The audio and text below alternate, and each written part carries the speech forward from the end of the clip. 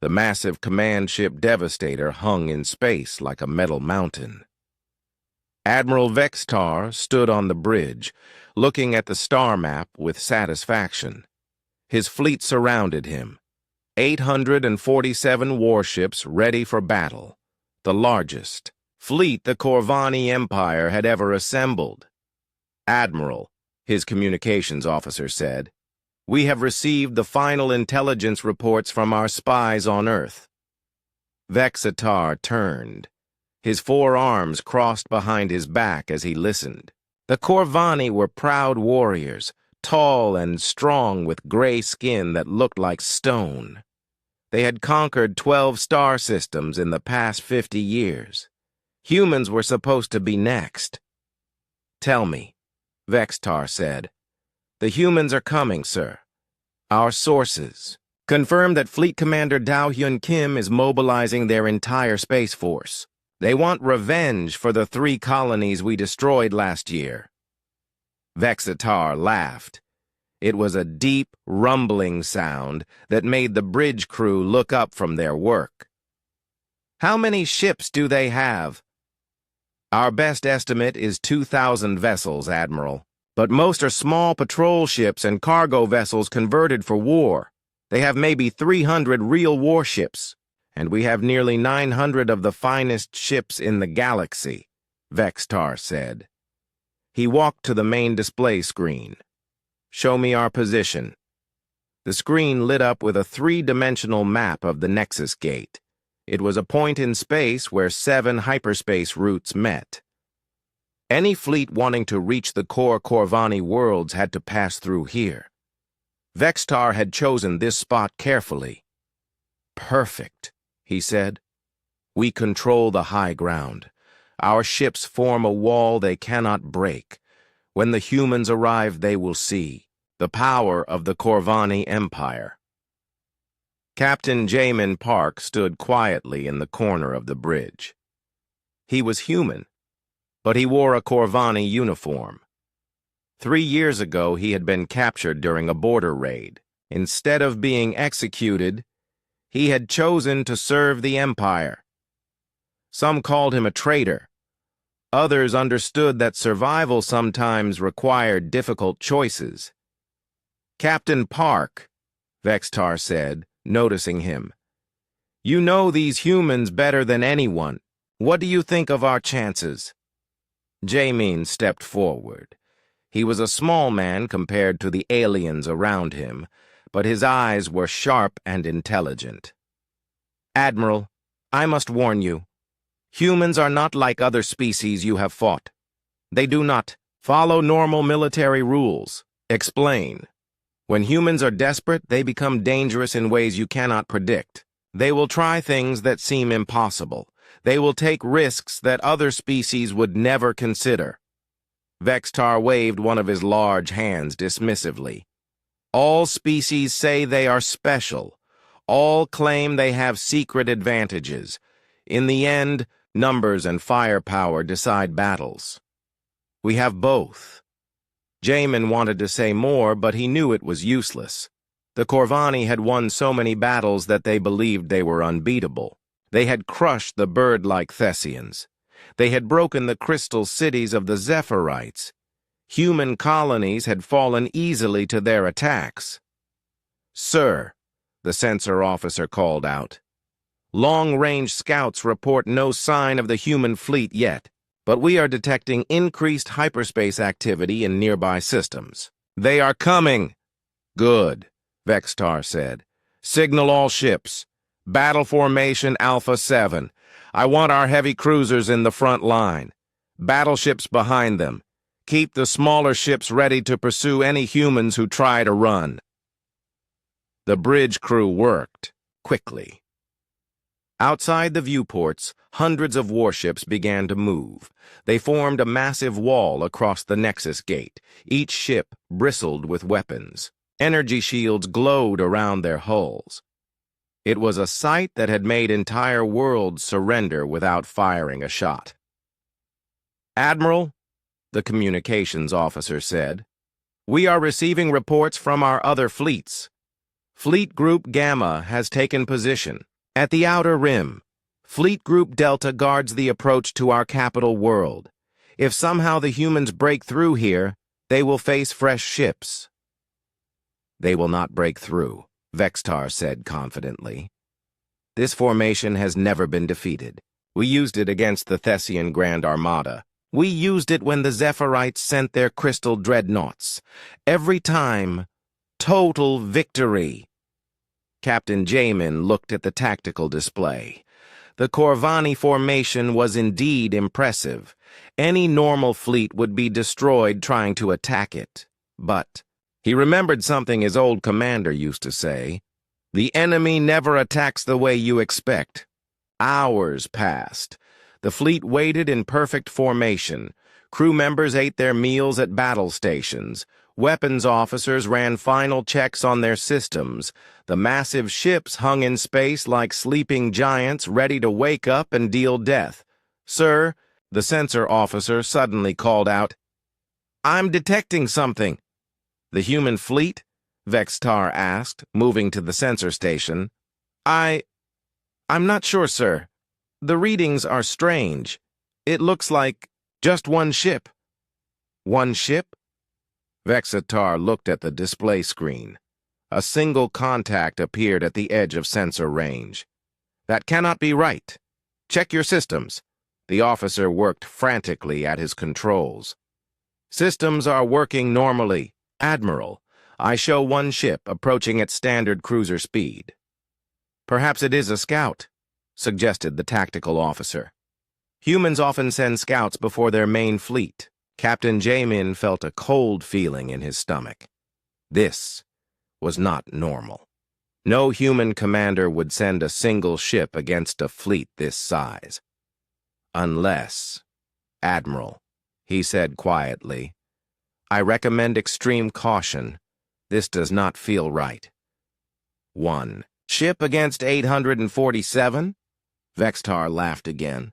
"Captain Park, I think your time with us has made you forget how weak your former people are." The bridge crew laughed with their commander. Even the most junior officers found the situation amusing. A single human ship approaching the largest fleet in Corvani history. It was either the bravest or the most stupid thing they had ever seen. "Sir," the communications officer said, "the ship is broadcasting an identification signal. It calls itself the Soul's Vengeance. Captain Bo-Ram Lee commanding." "Bo-Ram Lee," Vextar repeated the name slowly. "I have not heard of this captain. Captain Park, do you know this person?" Jamin shook his head. "No, Admiral. But the name of the ship. Soul was one of the colonies you destroyed. If this captain lost family or friends there, then they have come to die with honor," Vextar finished. "I can respect that, even in an enemy. Signal all ships. We will capture this vessel intact. I want to meet this brave human before we execute them." The order went out across the fleet. 847 warships began to adjust their positions slightly. They would surround the single human ship and force it to surrender. It would be an easy capture, but Captain Jamin continued to stare at the sensor display. Something about this felt wrong. Very wrong. In his experience, when humans did something that seemed stupid, it usually meant they knew something you didn't. The Soul's Vengeance continued its steady approach toward the largest space fleet ever assembled, one ship against nearly 1,000. The odds were impossible, which was exactly what worried Jamin the most. The Soul's Vengeance moved through space like a predator stalking its prey. On the bridge, Captain Bo-Ram Lee sat in her command chair, watching the massive Corvani fleet grow larger on the main screen. Her dark eyes showed no fear, only cold determination. "Captain," said Lieutenant Yi-Jun Choi from the communications station, "the aliens are trying to contact us. They're demanding we identify ourselves and state our intentions." "Let them wait," Bo-Ram said calmly. Distance to the fleet? 2 million kilometers and closing, replied Navigator So Young Lim. At current speed, we'll reach weapons range in 47 minutes. Bo-Ram nodded. She was a small woman, barely 5 feet tall, but everyone on her bridge treated her with complete respect. She had earned her rank through skill and courage, not politics. When the Corvani had destroyed Sol Colony, they had killed her parents, her brother, and nearly 3,000 other innocent people. "Captain," called out sensor operator Wu Jin Bei, "I'm reading 847 enemy ships. They're in standard defensive formation. Heavy cruisers in front, battleships behind them, smaller vessels on the flanks." "Exactly as expected," Bo-Ram said. "The Corvani always use the same tactics. They believe their formation has never been beaten." Her crew exchanged glances. They all knew the odds. One ship against nearly 1,000. In any normal battle, they would all be dead in minutes. But this was not a normal battle. "Captain," Yi-Jun said again, "the aliens are getting more insistent. They're threatening to open fire if we don't respond." "Open a channel," Bo-Ram ordered. "All frequencies." The communications panel lit up. Bo-Ram stood and straightened her uniform. When she spoke, her voice was clear and strong. "This is Captain Bo-Ram Lee of the Terran Defense Corps vessel Sol's Vengeance. I am speaking to Admiral Vextar of the Corvani fleet." On the enemy flagship, Admiral Vextar looked surprised. "How does she know my name?" Captain Jamin Park, still standing in the corner, said quietly, "Human intelligence is better than you think, Admiral." Vextar activated his own communications system. "Human Captain, I am Admiral Vextar. You are outnumbered nearly 1,000 to 1. Surrender your ship immediately, and your crew will be treated well." Bo-Ram's response came back immediately. "Admiral Vextar, you have exactly 30 seconds to power down your weapons and prepare for boarding. This is your only warning." Chakoyu, Corvani Bridge fell silent. Then Vextar began to laugh. His officers joined in. Soon the entire bridge was filled with the sound of alien laughter.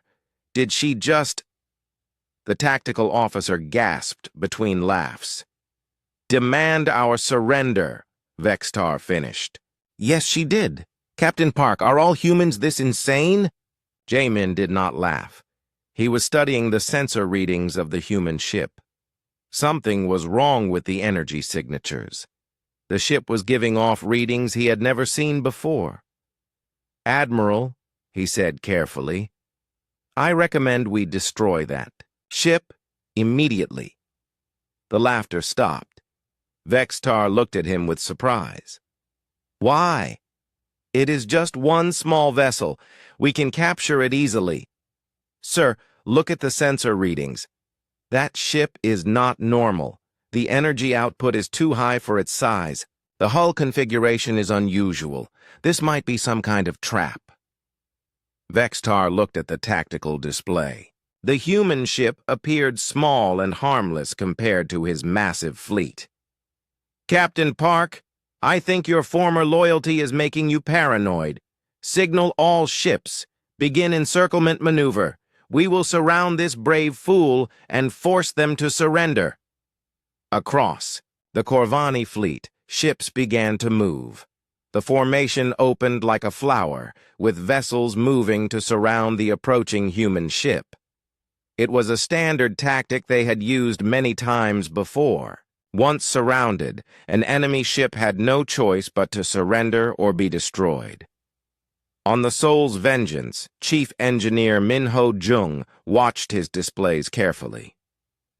"Captain, all systems are running perfectly. The modifications are holding steady." "Good," Bo-Ram said. "Weapon status?" "All systems ready, Captain," replied Weapons Officer Tae-Young Kang. "Waiting for your orders." Bo-Ram looked at her crew. They were all young, all volunteers. Every person on this ship had lost someone to the Corvani attacks. They had trained for months for this moment. They knew the risks. 23 minutes to weapons range, So Young reported. Captain, Yi Jun said, the aliens are broadcasting on all frequencies. They're ordering us to stop and prepare to be boarded. Ignore them, Bo-Ram ordered. Maintain course and speed. On the Corvani flagship, frustration was growing. They're not responding to any of our signals, the communications officer reported. Then they have chosen death, Vextar said. Signal? The fleet. When that ship reaches weapons range, disable its engines. I want the crew alive for questioning. Captain Jamin continued to study the sensor readings. The human ship's energy patterns were unlike anything he had seen. Most ships had steady power outputs from their engines and reactors. But this ship showed strange fluctuations, as if power was being channeled to systems that shouldn't exist. Admiral, he said urgently, please look at these readings. This ship is not what it appears to be. Vextar glanced at the display dismissively. All I see is one small human ship approaching my fleet. Captain Park, your concern is noted but unnecessary. Minutes passed slowly. The human ship continued its steady approach, ignoring all communications and warnings. The Corvani fleet adjusted its formation, creating a perfect circle around the expected intercept point. Every weapon was trained on the approaching vessel.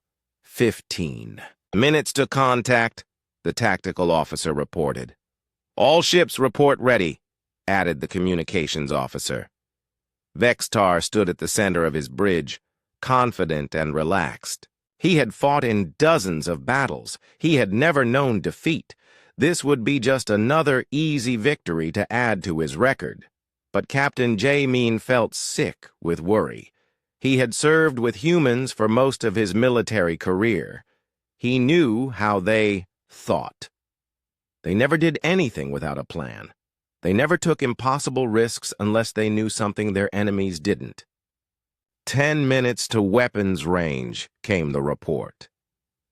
The Soul's Vengeance flew steadily toward the massive Corvani fleet. It showed no signs of slowing down or changing course. On the surface, it looked like a suicide run by a grief-stricken captain, seeking revenge. Captain, Yi Jun said quietly to Bo-Ram, are you sure about this? We could still turn back. Bo-Ram shook her head. 3,000 people died on Sol Colony, men, women, children. The Corvani showed them no mercy. Today, we show the galaxy that humans do not forget. We do not forgive, and we do not run. Her crew nodded grimly. They all understood. This was about more than revenge. This was about proving that humanity would not be bullied or destroyed. Win or lose, the galaxy would remember this day. 5 minutes to weapons range, So Young reported. On both sides, crews prepared for battle. The Corvani checked their weapons systems and prepared boarding parties. They expected an easy capture followed by interrogations and executions. The humans made different preparations. In the depths of the Soul's Vengeance, systems that had never been tested in battle came online. Equipment that had taken Earth's best scientists years to develop prepared to reveal humanity's newest weapons. 2 minutes to weapons range, came the final report. Admiral Vexitar smiled confidently.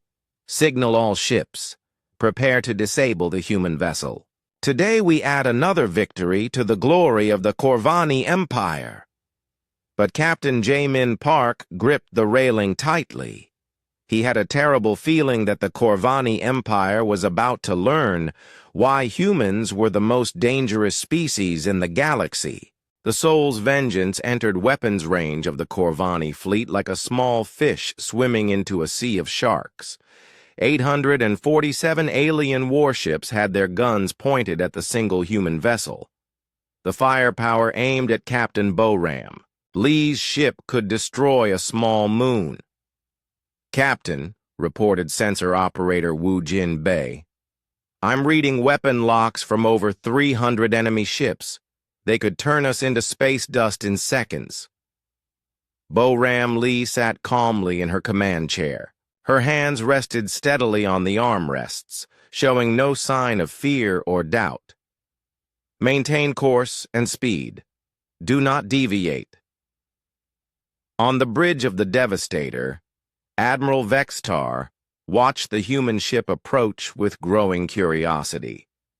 He had expected the vessel to at least try evasive maneuvers or launch some kind of desperate attack. Instead, it flew straight toward his fleet as if taking a peaceful stroll through space. "Admiral," his tactical officer said, "the human ship is now within optimal firing range. All weapons are locked on target. Shall we disable their engines?" "Not yet," Vextar replied. "I want to see what they do. This captain interests me." Captain Jamin Park continued to study his sensor readings with growing alarm. The energy patterns from the human ship were becoming more unusual as it got closer. Power fluctuations that made no sense. Heat signatures that didn't match any known ship design. "Admiral," he said urgently, "something is very wrong with that ship. Look at these readings. No normal vessel shows energy patterns like this." Vextar glanced at the display but seemed unimpressed. "Captain Park, you are seeing ghosts. It is just one small ship with some unusual engine design. Perhaps the humans have made minor improvements to their technology." Suddenly, the communications system activated. Captain Boram Lee's voice filled the bridge, calm and clear. "Admiral Vextar, this is Captain Haewon Lee of the Terran Defense Corps. I gave you 30 seconds to surrender. That time has passed." Vextar looked confused. She said her name was Boram Lee before. Now she claims to be Haewon Lee? Jamin felt his blood turn cold. "Admiral, Haewon means grace and origin in Korean. Boram means worthwhile or valuable. She's not changing her name. She's telling us something." "What do you mean?"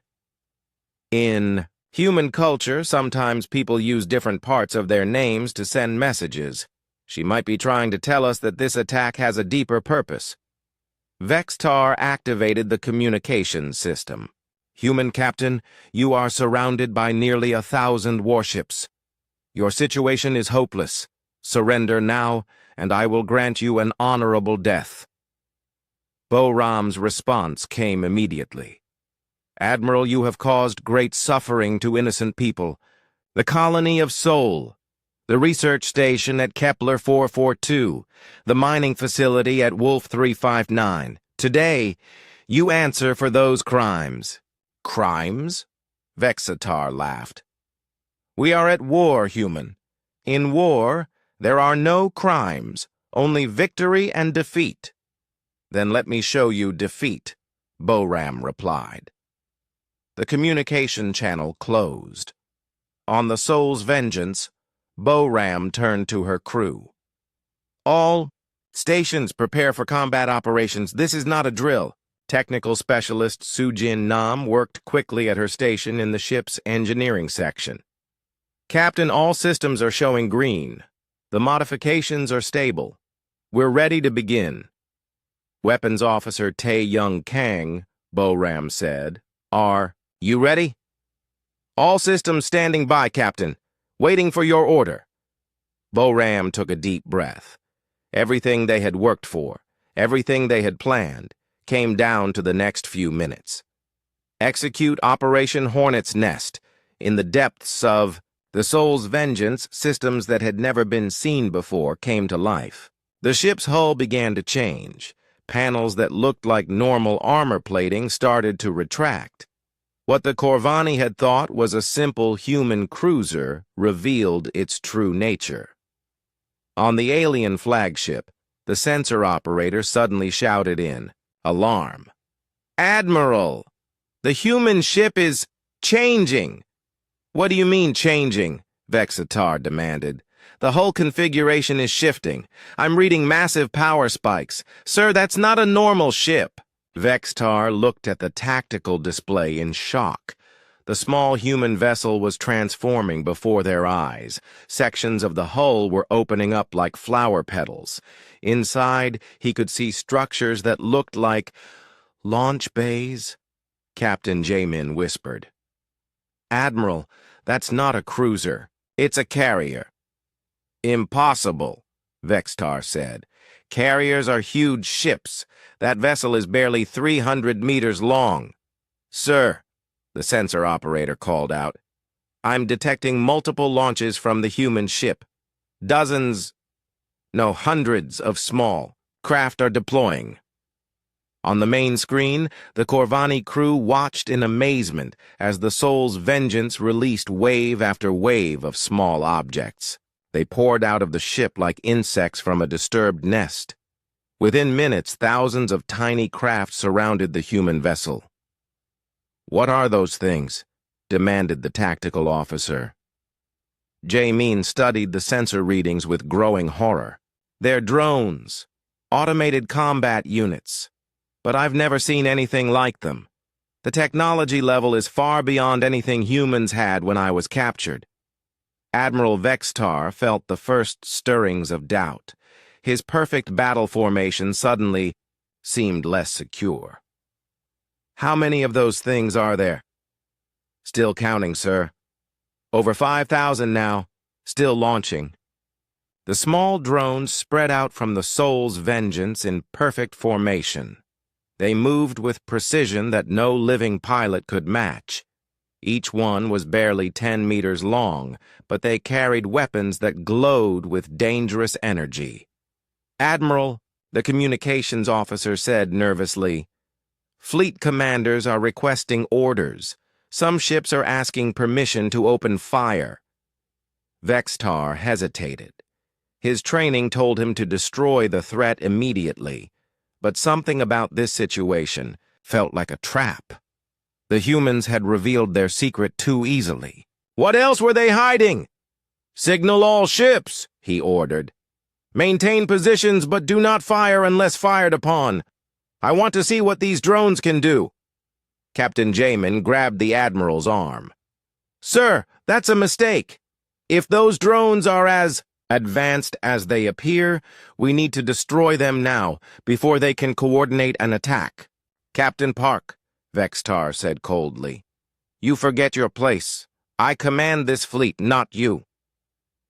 On the Soul's vengeance, Boram watched her tactical display with satisfaction.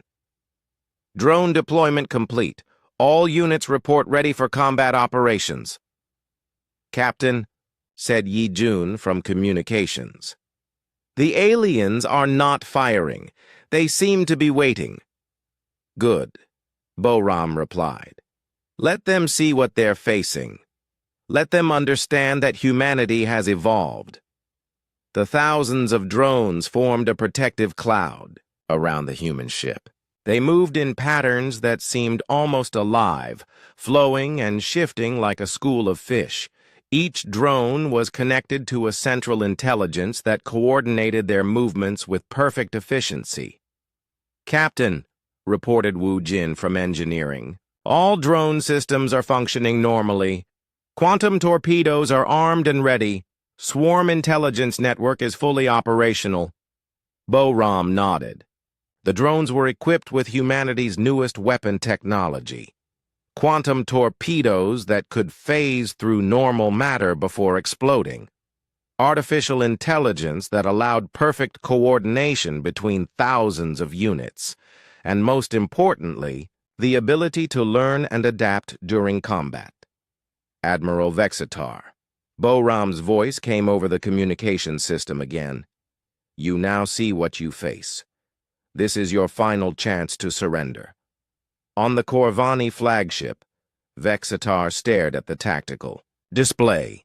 Thousands of human drones surrounded his fleet. His ships still outnumbered the enemy units. But something about their formation worried him. They didn't move like normal military units. They moved like a single living organism. "Admiral," whispered Captain Jamin, "please, order the fleet to withdraw. This is not a battle we can win." Vexitar's pride wouldn't let him back down. "We are the Corvani Empire. We have never retreated from any enemy. We will not start now." He activated the fleet communications system. "All ships, this is Admiral Vexitar.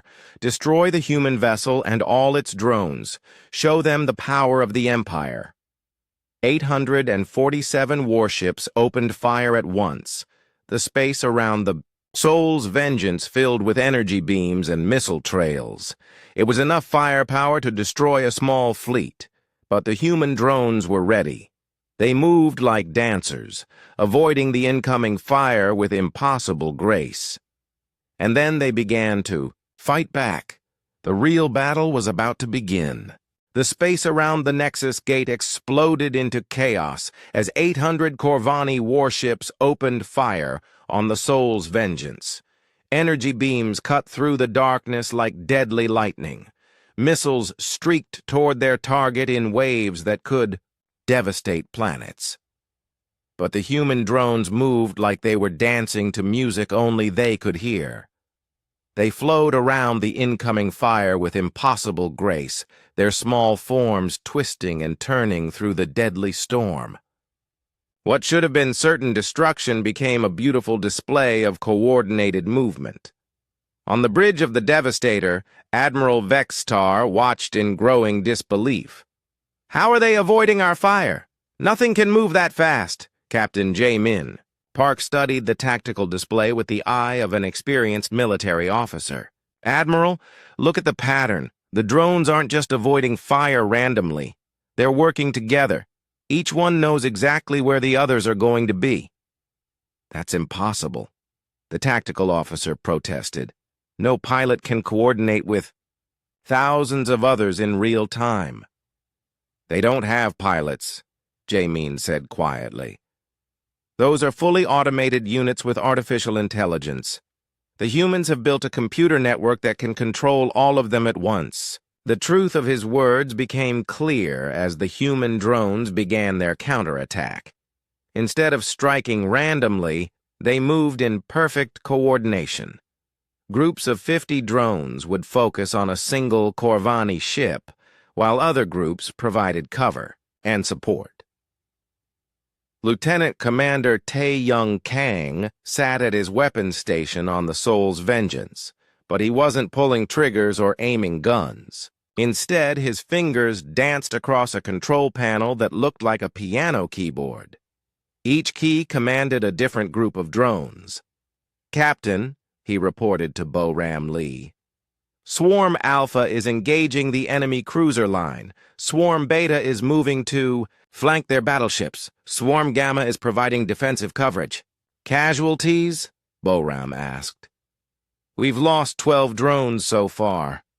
Enemy fire is intense, but our evasion programs are working perfectly." Bo-Ram nodded with satisfaction. The drones had been designed to be fast and hard to hit. Even if some were destroyed, there were thousands more to take their place. On the Corvani flagship, the sensor operator called out in alarm. "Admiral, the enemy drones are launching weapons." "What kind of weapons?" Vexitar demanded. The answer came in the form of explosions that made no sense. Corvani ships had powerful energy shields that could stop normal missiles and energy beams. But the human quantum torpedoes passed through these shields like they didn't exist. The first Corvani heavy cruiser died in a flash of blue light. The quantum torpedoes phased through its armor and shields, then exploded inside the ship's hull. The massive vessel broke apart in seconds. "Impossible!" Vexitar shouted. "Nothing can penetrate our shields." "The torpedoes are using some kind of phase technology," Jamin explained, his face pale with shock. "They exist in a different dimension until they reach their target. Then they shift back to normal space inside the enemy ship." A second cruiser exploded, then a third.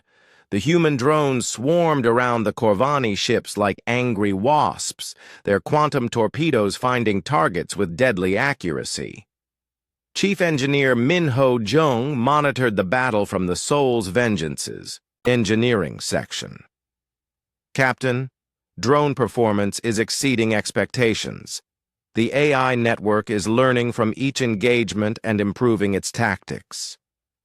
This was the most terrifying aspect of the human drones. They weren't just following programmed instructions. They were thinking, learning, and adapting in real time. Every failed attack taught them how to do better.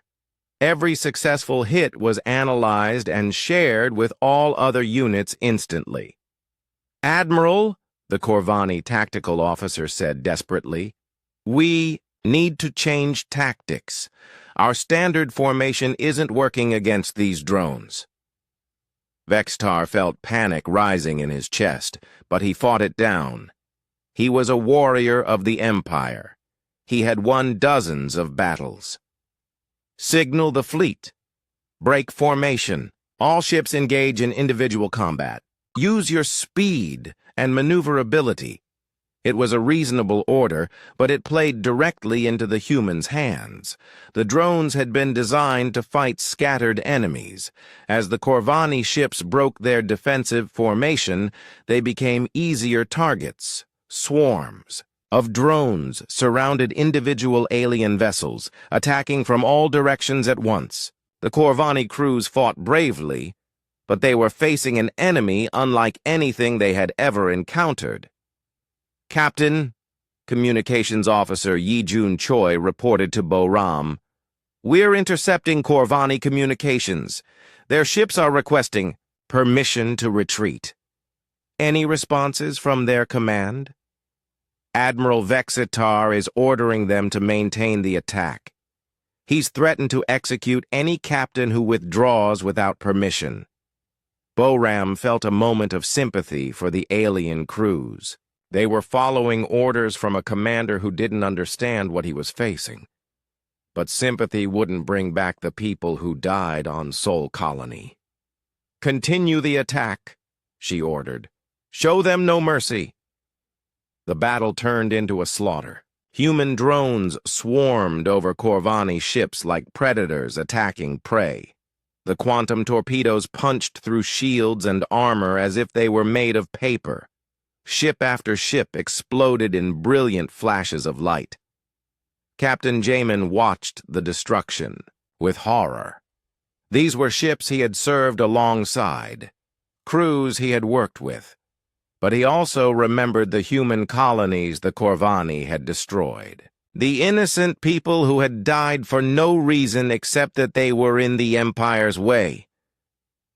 "Admiral," he said quietly, "we need to retreat. Now. Before we lose the entire fleet." "We are the Corvani Empire," Vextar roared. "We do not retreat from inferior species." But even as he spoke, another battleship exploded. The massive vessel had been the pride of the Imperial Navy. Now it was expanding debris and cooling plasma. On the Soul's Vengeance, Chief Weapons Officer Sujin Nam monitored the drone swarms with professional satisfaction. "Captain, we've destroyed 47 enemy vessels. Estimated enemy casualties are over 30,000. And our losses? 83 drones destroyed. Less than 2% of our total force." The numbers told the story. In conventional warfare, attacking a fleet this size would require thousands of ships and hundreds of thousands of crew members. The humans had done it with a single vessel and an army of intelligent machines.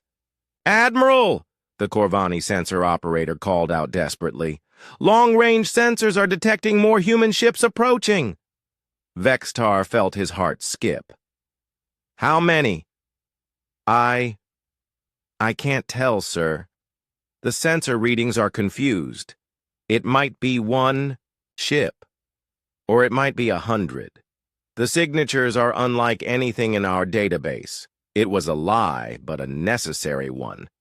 Boram had ordered her communications officer to broadcast false sensor signatures to make the Corvani think reinforcements were coming. The psychological effect was devastating. "Sir," the tactical officer said, his voice shaking, "we've lost over 60 ships. At this rate, the entire fleet will be destroyed within the hour." Vextar looked around his bridge. His officers were staring at him with expressions of fear and desperation. These were warriors who had never known defeat. Now they were watching their invincible fleet being torn apart by weapons they couldn't understand. "Signal all ships," he said finally. "General retreat. Fall back to Rally Point Omega." But it was too late. The human drones had learned the Corvani communication frequencies.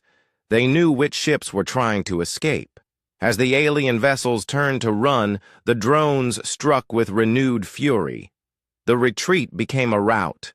Ships that had never fled from battle now ran for their lives, but the drones followed them like hunting hounds. The quantum torpedoes found their targets no matter how fast the Corvani ships tried to run. Captain Boram Lee watched the destruction with cold satisfaction. The aliens had learned an important lesson today. Humanity was no longer a victim.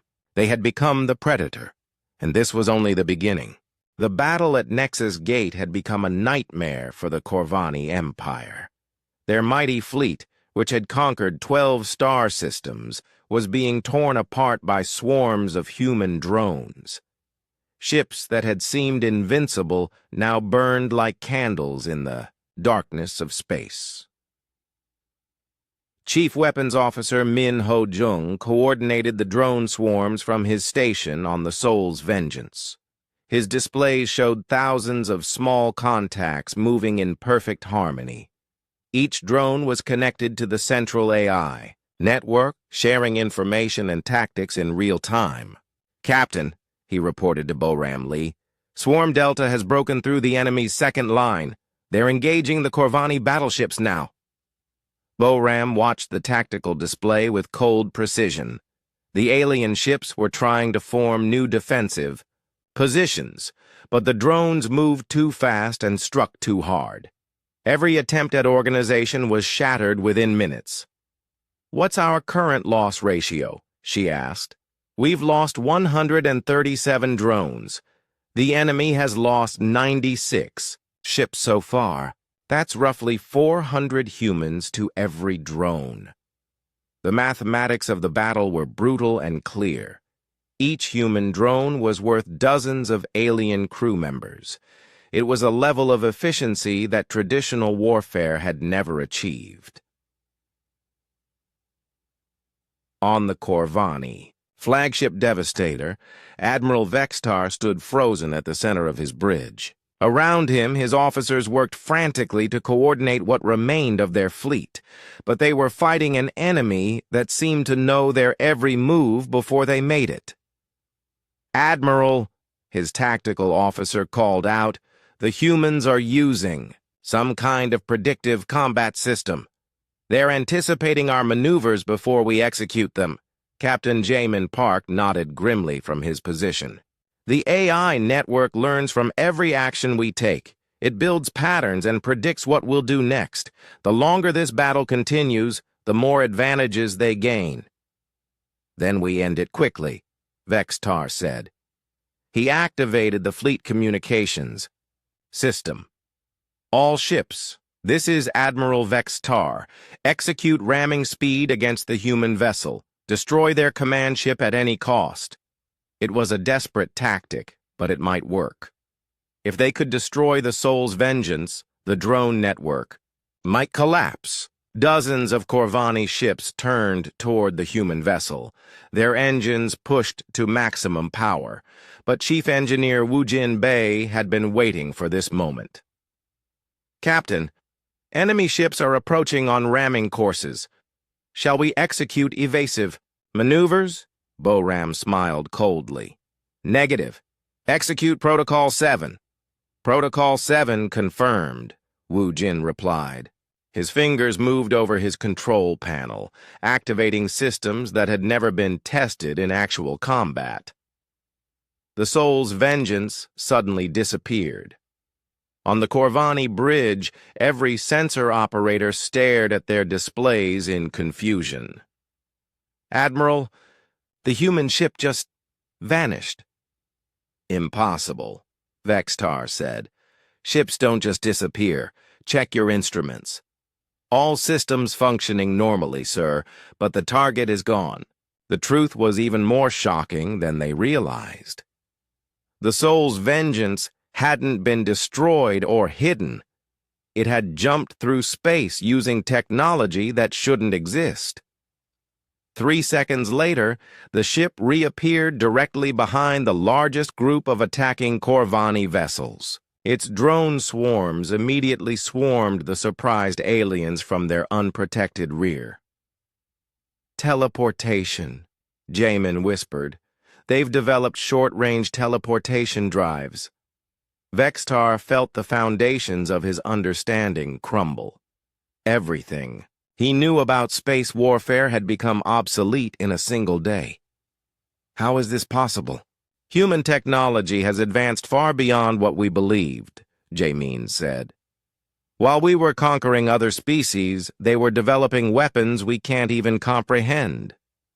The ramming attack turned into another disaster for the Corvani. Ships that had been charging toward empty space now found themselves under attack from behind. The quantum torpedoes struck their engines and reactor cores, turning proud warships into expanding clouds of debris. Navigator So Young Lim monitored the teleportation system from her station. Captain, jump drive is functioning perfectly. We can execute up to 12 more short-range jumps before needing to recharge. Excellent, Boram replied. Prepare for another jump. Target the enemy command group.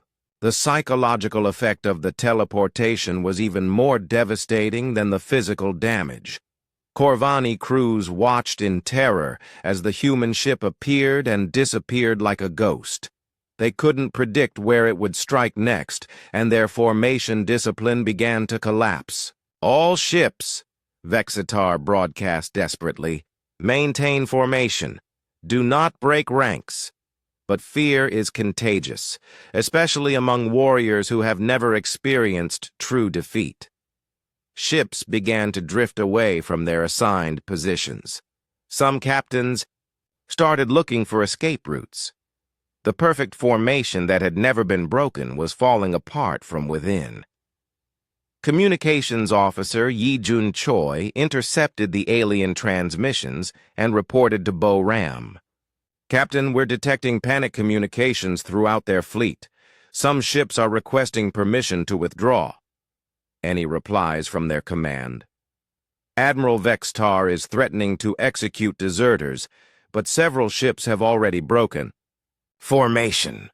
Boram felt a moment of professional respect for the alien admiral. He was fighting a losing battle against impossible odds, but he refused to give up. In other circumstances, she might have admired his courage. Signal the drone swarms, she ordered. Focus on ships attempting to retreat. Let them know that running is not an option. The drones responded instantly. Groups of 50 units peeled away from the main battle to pursue fleeing Corvani vessels. The quantum torpedoes found their targets with ruthless efficiency. Ships that tried to escape died just as quickly as those that stayed to fight. Technical. Specialist Su Jin Nam monitored the battle from the engineering section. Captain, the AI network is reporting interesting data. The enemy ships are becoming more predictable as their morale deteriorates. This was another advantage the humans had built into their system. The AI could analyze not just tactical patterns, but psychological ones. Desperate enemies made more mistakes, and the drones learned to exploit those mistakes. Admiral, the Corvani sensor operator called out, we've lost over 150 ships. Casualty estimates are approaching 100,000 personnel. Vextar closed his eyes for a moment. 100,000 Corvani warriors dead. Ships that had taken years to build, reduced to scrap metal in hours. The greatest fleet in the Empire's history was being destroyed by a single human vessel. "Sir," his communications officer said quietly, "several ship captains are requesting permission to use forbidden weapons. They want to activate the planet killers." Vexitar opened his eyes. The planet killers were weapons of last resort, designed to destroy entire worlds. Using them in ship-to-ship combat was against all military regulations. But desperate times required desperate measures. "Denied," he said firmly. "We are warriors, not monsters. We will not stoop to using such weapons against a single ship." Captain Jamin felt a surge of respect for the Admiral. Even facing total defeat, Vextar maintained his honor. It was more than many commanders would do in such circumstances. The Soul's Vengeance teleported again, appearing in the middle of a group of Corvani battleships. The drones swarmed around the massive vessels like angry insects, their quantum torpedoes finding weak points in armor and shields. "Captain," Minho reported, "we've destroyed 60% of the enemy fleet. Their formation is completely broken. This is no longer a battle, it's a massacre." Boram felt no joy in the destruction. Each exploding ship represented hundreds of lives lost. But she remembered the children who had died on Sol Colony, the researchers at Kepler 442 who had been conducting peaceful scientific work, the miners at Wolf 359 who had never harmed anyone. "Continue the attack," she ordered. "Show them the same mercy they showed our people." The Corvani fleet continued to die. Ships that had been the pride of the Imperial Navy became floating graveyards. The formation that had never been defeated was now just scattered wreckage drifting through space, and in the center of the destruction, the Soul's Vengeance moved like a deadly dancer, its drone swarms striking with the precision of a surgeon and the power of a hurricane. The message was clear to anyone watching. Humanity was no longer prey. They had become the ultimate predator. News of the Nexus Gate massacre spread across the galaxy faster than hyperspace travel itself. On 1,000 worlds, in 100 different languages, the same impossible story was told and retold. The Corvani Empire's greatest fleet had been destroyed by a single human ship. On the trading world of Centauri Station, Captain Zexithor of the Thessian Merchant Marine read the report 3 times before believing it. The Thessians had been conquered by the Corvani 20 years ago. Their crystal cities had been reduced to rubble, their proud fleet scattered to the winds. 800 ships, he whispered to his first officer. 800 of their best warships destroyed by one human vessel. "Perhaps the reports are exaggerated?" his officer suggested hopefully. "No," Zexithor said, studying the tactical analysis that had been smuggled out by surviving Corvani officers. "Look at these weapon signatures. The humans have developed technology that makes our old weapons look like stone axes." Similar conversations were happening on worlds throughout the galaxy. Species that had lived in fear of Corvani expansion suddenly saw hope. The empire that had seemed invincible was not unbeatable after all. On the Soul's Vengeance, Captain Boram Lee received new orders from Fleet Admiral Dao Hyun Kim via quantum communication. She read them twice, then smiled with cold satisfaction. "Captain," asked Communications Officer Yi Jun Choi, "what are our new orders?" "We're going to Corvani Prime," Boram announced to her bridge crew. "Fleet Command wants us to demonstrate our capabilities to the Imperial Council." A cheer went up from the crew. They had trained for this moment, dreamed of it during the long months of preparation. The heart of the Empire that had murdered their families was finally within reach. "Distance to Corvani Prime?" Boram asked. Navigator So Young Lim checked her star charts. 47 light-years, Captain. At maximum hyperspace speed, we can be there in 6 days. Excellent. But first, we have a stop to make. The Soul's vengeance jumped to hyperspace, but its destination wasn't the Corvani homeworld. Instead, it emerged near a small, unremarkable system that had never appeared on any military star chart. "Captain," reported sensor operator Wu Jin Bei, "I'm detecting 12 ships at the rendezvous point. They're broadcasting human identification codes." Boram smiled. The other prototype carriers had arrived on schedule. 12 ships identical to the Soul's vengeance, each carrying thousands of quantum-armed drones. It was a sight that would have given Admiral Vextar nightmares. "Signal the fleet," she ordered.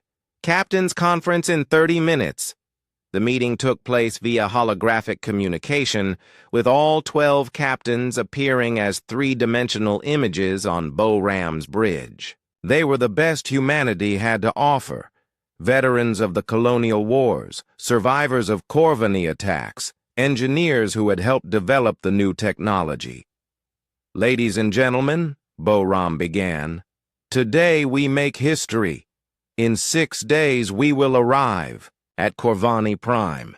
The empire that destroyed our colonies, murdered our families, and terrorized the galaxy will face justice." Captain Jin Isong of the Busan's Revenge leaned forward. "What's the tactical situation at their homeworld?" "Intelligence reports indicate over 1,000 ships defending the system," Boram replied. "The Imperial Home Fleet, their most experienced crews, their newest vessels." Captain Kyung-Soo Han of the Inchen's Fury laughed. 1,000 ships? We destroyed 800 with just one carrier.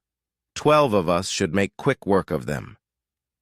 "Don't underestimate the enemy," warned Captain Min Jun Park of the Daegu's Wrath. "They've had time to study the wreckage from Nexus Gate. They might have developed countermeasures." Boram nodded approvingly. Min Jun had always been the cautious one, and caution had kept him alive through 3 colonial wars. "That's why we're not going in alone," she announced. "Fleet Admiral Kim has assigned additional support." The holographic display changed to show a massive ship unlike anything the captains had ever seen. It was 10 times larger than their carriers, bristling with launch bays and weapon systems. "The Earth's Vengeance," Boram said with pride. "The first Extinction-class carrier. 50,000 drones, quantum torpedo production facilities, and a jump drive that can teleport the entire ship across a star system." The captains stared in amazement. They had thought their own ships were the ultimate weapons. This vessel made them look like toys. "When do we rendezvous with the Earth's Vengeance?" asked Captain Sujin Nam of the Ulsan's Justice. "It's already at Corvani Prime," Boram replied. "Captain Dao-hyun Kim himself is commanding the operation." The implications were staggering. The humans weren't just planning an attack on the Corvani homeworld. They were planning to end the Empire as a galactic power. Medical Officer Hye Jin Yoon, who had been monitoring the quantum communication network, reported new information. "Captain, I'm receiving updates from our intelligence network. The Corvani Imperial Council is in emergency session. They're debating whether to surrender or fight." "What's the debate about?" Boram asked. "Some council members want to negotiate peace. Others are calling for total war against humanity. Emperor Vexmar himself hasn't made a decision yet." Boram felt a moment of satisfaction. Emperor Vexmar was Admiral Vextar's brother and the architect of the colonial massacres. Soon, he would face the consequences of his actions. Signal. All ships, she ordered. Prepare for hyperspace jump to Corvani Prime. It's time to end this war. As the 13 human carriers jumped to hyperspace, their departure was detected by monitoring stations throughout the galaxy. The news spread quickly. Humanity was taking the war directly to the Empire's capital. On worlds that had suffered under Corvani rule, celebrations began before the battle had even started. The Thessians danced in their rebuilt cities. The Zephyrites sang crystal songs of hope. The Andromedans, who had been enslaved for 30 years, began planning their rebellion, but on Corvani Prime itself, panic was spreading through the population. The stories from Nexus Gate had seemed impossible at first. Now, with human ships approaching their homeworld, the impossible was becoming reality. Emperor Vexmar stood on the balcony of his palace, looking up at the stars. Somewhere out there, a human fleet was coming to destroy everything he had built. The empire that had ruled 12 systems was about to face its greatest test. "My Emperor," his advisor said quietly, "the Imperial Council is ready to hear your decision. War or surrender?" Vexmar was quiet for a long moment. He thought about the reports from Nexus Gate. 300,000 Corvani warriors dead. The greatest fleet in the Empire's history reduced to scrap metal. All destroyed by creatures his people had dismissed as weak and primitive. "Summon the Council," he said finally. "It's time to decide the Empire's future."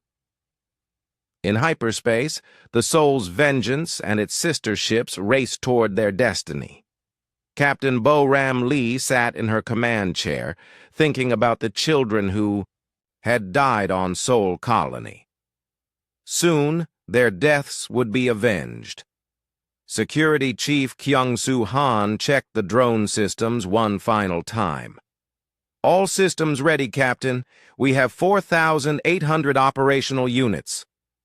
"Good," Bo-Ram replied. "Signal the fleet. When we drop out of hyperspace, I want perfect coordination. The galaxy is watching. Let's show them what humanity can do." The human fleet continued its journey toward Corvani Prime, carrying with it the hopes of oppressed species throughout the galaxy. The age of empire was ending. The age of humanity was about to begin. And at the center of it all, Captain Bo-Ram Lee prepared to fulfill her promise to the dead of Sol Colony. Justice was coming, and it wore the face of human ingenuity and determination. The galaxy would never be the same. The boarding shuttle from the Soul's Vengeance docked with the Corvani flagship Devastator without ceremony. Captain Bo-Ram Lee stepped aboard the alien vessel, followed by a security team led by Chief Hye-Jin Yoon. The corridors of the massive ship seemed empty and lifeless after the devastating battle. Admiral Vexitar waited in his conference room, no longer the proud commander who had assembled the greatest fleet in Corvani history. His gray skin looked pale, and his 4 arms hung at his sides in defeat. When the human captain entered, he stood but did not salute. "Admiral Vextar," Bo-Ram said simply. She was still wearing her combat uniform, and her dark eyes showed no mercy. "Captain Lee," Vextar replied, I must ask, how many of my ships survived?" 53 vessels escaped to hyperspace. The rest were destroyed or disabled. "Your casualties number approximately 300,000 personnel." Vextar closed his eyes. 300,000 Corvani warriors, the flower of the Imperial Navy, gone in a single battle against one human ship. "How?" he asked. "How did your people develop such weapons?" 3 years ago, when we captured Captain Park, your technology was decades behind ours. Boram glanced at Captain Jamin Park, who stood quietly beside the Admiral. Desperation is a powerful motivator, Admiral. When you destroyed our colonies, you gave us a choice: surrender and die, or evolve and fight back. She moved to the conference room's main display screen and activated it. Images appeared showing the wreckage of Sol Colony, Kepler 442 Research Station, and Wolf 359 Mining Facility. 3,000 innocent people died in these attacks, Boram continued. Men, women, children, scientists, miners, farmers. None of them were soldiers. None of them threatened your empire. Vextar looked at the images with something approaching shame. War requires difficult choices. Civilian casualties are regrettable but inevitable. No, Boram said firmly. These were not casualties of war. These were murders. You killed helpless people to send a message of fear. She changed the display to show technical schematics of the human drones and quantum torpedoes. So we sent our own message. Our best scientists worked for 3 years to develop these weapons. Every breakthrough was dedicated to the memory of those you killed. The technology displayed was far beyond anything Vexitar had seen before. The quantum torpedoes operated on principles that Corvani science barely understood. The AI network, controlling the drones, showed a level of artificial intelligence that seemed almost magical. Your drone swarms, Vextar said quietly. They moved like living creatures. How is such coordination possible? Communications Officer Hyejin Yoon stepped forward. Each drone contains a quantum processor linked to a central AI network. They share information instantly across any distance. When one drone learns something, they all know it immediately. And the teleportation drive?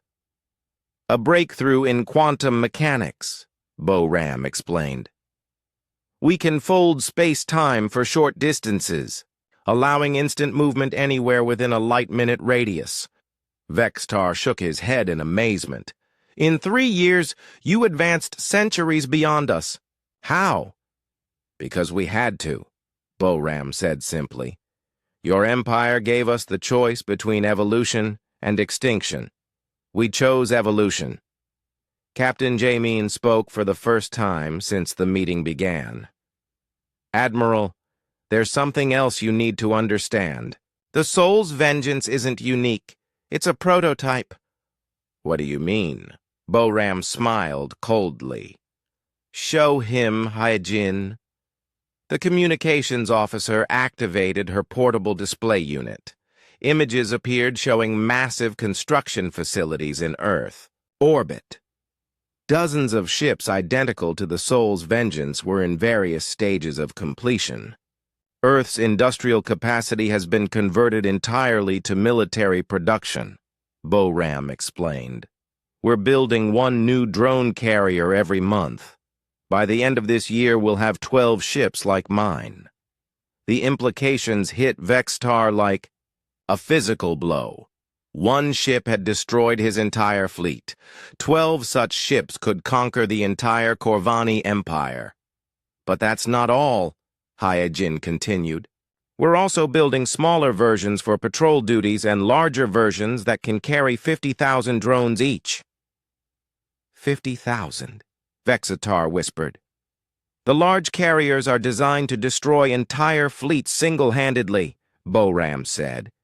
We call them extinction-class vessels. She leaned forward, her eyes hard as diamonds. Admiral, your empire made a critical error. You assumed that because humans were peaceful, we were weak. You confused kindness with cowardice. We were wrong, Vextar admitted. But surely now that you have shown your strength, we can negotiate peace? Boram was quiet for a long moment. When she spoke, her voice was filled with cold determination. "Admiral, do you know what my orders are after I finish here?" No.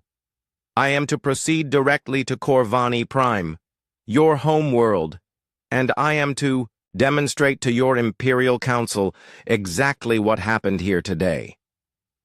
The blood drained from Vextar's face. Corvani Prime was defended by the Imperial Home Fleet, over 1,000 ships protecting the Empire's capital world.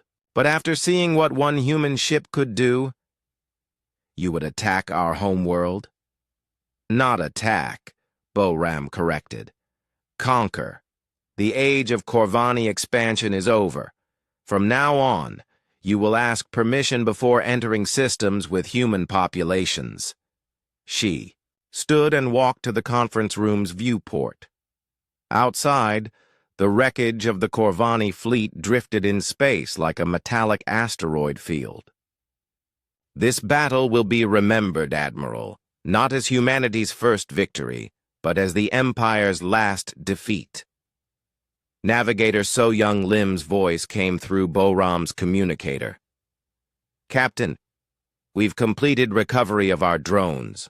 All systems are ready. For hyperspace jump." "Very good," Boram replied. She turned back to Vextar. "Admiral, you and your surviving crew will be taken to the nearest neutral world. From there, you can return to your empire with a message." "What message?" "That humanity remembers its friends and never forgives its enemies." As the human boarding party prepared to leave, Captain Jamin approached Boram privately. "Captain, may I ask you something?" "Of course." "Why did you let so many ships escape? You could have destroyed them all." Boram looked at him with something approaching respect. Despite everything, Jamin had maintained his dignity and honor. "Because dead enemies can't spread the word about what they've seen. The ships that escaped will carry news of this battle throughout the galaxy. Every species will know that humans are no longer victims." She paused at the airlock. "Captain Park, you have a choice to make. You can return to the Empire and face whatever judgment awaits a defeated officer. Or you can come with us and help build a better future for both our species." Jamin looked back at Admiral Vextar, then at the human captain who had just rewritten the rules of galactic warfare. "I'll come with you," he said quietly. "Perhaps it's time for Corvani and humans to work together instead of against each other." As the shuttle returned to the Soul's Vengeance, Captain Boram Lee looked at the tactical display one more time. The greatest fleet in Corvani history had been reduced to floating debris. The Empire's reputation for invincibility had been shattered forever. But this was just the beginning. Soon, the entire galaxy would learn that humanity had evolved from prey to predator. And predators, Boram knew, always hunted in packs. The Soul's Vengeance jumped to hyperspace, leaving behind the graveyard of an empire's ambitions and carrying the promise of a new age where humans would never again cower in fear. The hunt for justice was just beginning. News of the Nexus Gate massacre spread across the galaxy faster than hyperspace travel itself. On 1,000 worlds, in 100 different languages, the same impossible story was told and retold. The Corvani Empire's greatest fleet had been destroyed by a single human ship. On the trading world of Centauri Station, Captain Zex Thor of the Thessian Merchant Marine read the report 3 times before believing it. The Thessians had been conquered by the Corvani 20 years ago. Their crystal cities had been reduced to rubble, their proud fleets scattered to the winds. 800 ships, he whispered to his first officer. 800 of their best warships destroyed by one human vessel. Perhaps the reports are exaggerated, his officer suggested hopefully. No, Zexthor said, studying the tactical analysis that had been smuggled out by surviving Corvani officers. Look at these weapon signatures. The humans have developed technology that makes our old weapons look like stone axes. Similar conversations were happening on worlds throughout the galaxy. Species that had lived in fear of Corvani expansion suddenly saw hope. The empire that had seemed invincible was not unbeatable after all. On the Soul's Vengeance, Captain Bo Ram Lee received new orders from Fleet Admiral Dao Hyun Kim via quantum communication. She read them twice, then smiled with cold satisfaction. "Captain," asked Communications Officer Yi-Jun Choi, "what are our new orders?" "We're going to Corvani Prime," Bo-Ram announced to her bridge crew.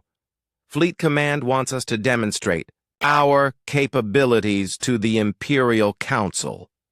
A cheer went up from the crew. They had trained for this moment, dreamed of it during the long months of preparation. The heart of the empire that had murdered their families was finally within reach. "Distance to Corvani Prime?" Bo-Ram asked. Navigator So-Young Lim checked her star charts. 47 light years, Captain. At maximum hyperspace speed, we can be there in 6 days. Excellent. But first, we have a stop to make. The Soul's Vengeance jumped to hyperspace, but its destination wasn't the Corvani homeworld. Instead, it emerged near a small, unremarkable system that had never appeared on any military star chart.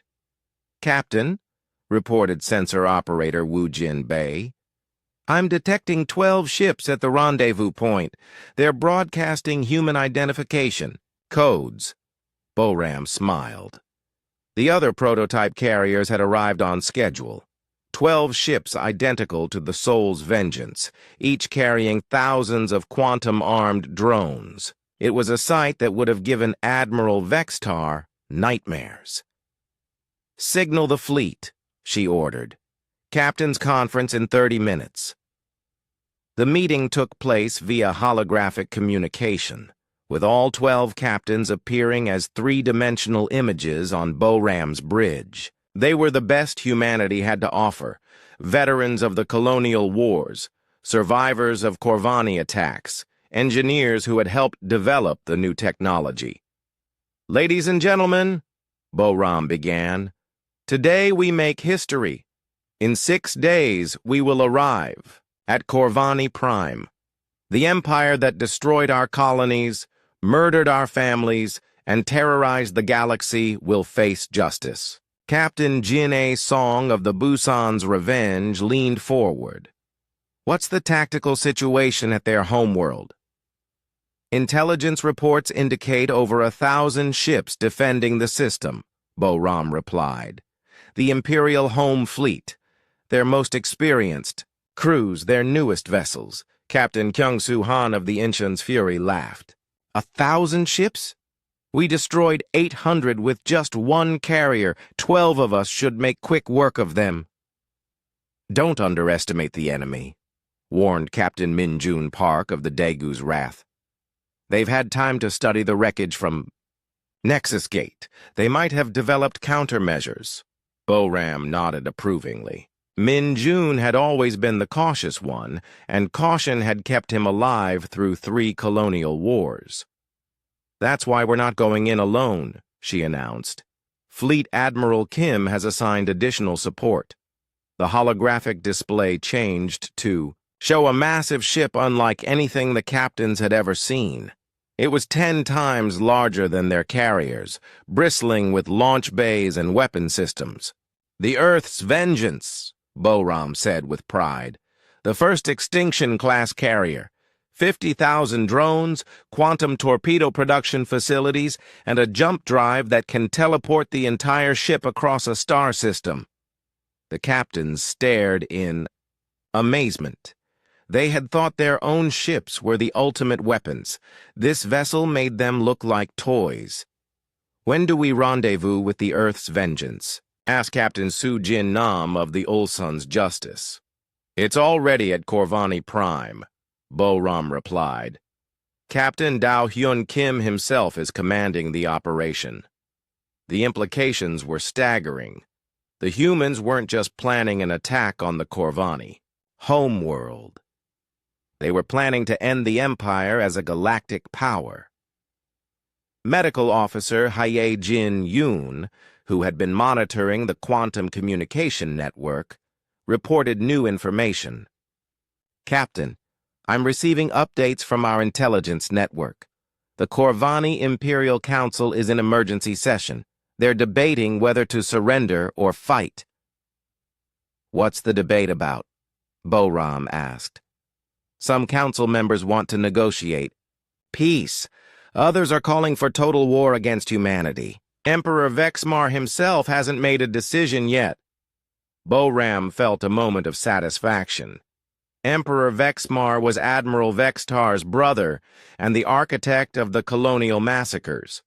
Soon, he would face the consequences of his actions. Signal. All ships, she ordered. Prepare for hyperspace jump to Corvani Prime. It's time to end this war. As the 13 human carriers jumped to hyperspace, their departure was detected by monitoring stations throughout the galaxy. The news spread quickly. Humanity was taking the war directly to the Empire's capital. On worlds that had suffered under Corvani rule, celebrations began before the battle had even started. The Thessians danced in their rebuilt cities. The Zephyrites sang crystal songs of hope. The Andromedans, who had been enslaved for 30 years, began planning their rebellion. But on Corvani Prime itself, panic was spreading through the population. The stories from Nexus Gate had seemed impossible at first. Now, with human ships approaching their homeworld, the impossible was becoming reality. Emperor Vexmar stood on the balcony of his palace, looking up at the stars. Somewhere out there, a human fleet was coming to destroy everything he had built. The empire that had ruled 12 systems was about to face its greatest test. My emperor, his advisor said quietly, the Imperial Council is ready to hear your decision. War or surrender? Vexmar was quiet for a long moment. He thought about the reports from Nexus Gate. 300,000 Corvani warriors dead. So, greatest fleet in the Empire's history reduced to scrap metal. All destroyed by creatures his people had dismissed as weak and primitive. Summon the Council, he said finally. It's time to decide the Empire's future. In hyperspace, the Soul's Vengeance and its sister ships raced toward their destiny. Captain Bo-Ram Lee sat in her command chair, thinking about the children who had died on Soul Colony. Soon, their deaths would be avenged. Security Chief Kyung-Soo Han checked the drone systems one final time. All systems ready, Captain. We have 4,800 operational units. Good, Bo-Ram replied. Signal the fleet. When we drop out of hyperspace, I want perfect coordination. The galaxy is watching. Let's show them what humanity can do. The human fleet continued its journey toward Corvani Prime, carrying with it the hopes of oppressed species throughout the galaxy. The Age of Empire was ending. The Age of Humanity was about to begin. And at the center of it all, Captain Bo-Ram Lee prepared to fulfill her promise to the dead of Soul Colony. Justice was coming, and it wore the face of human ingenuity and determination. The galaxy would never be the same.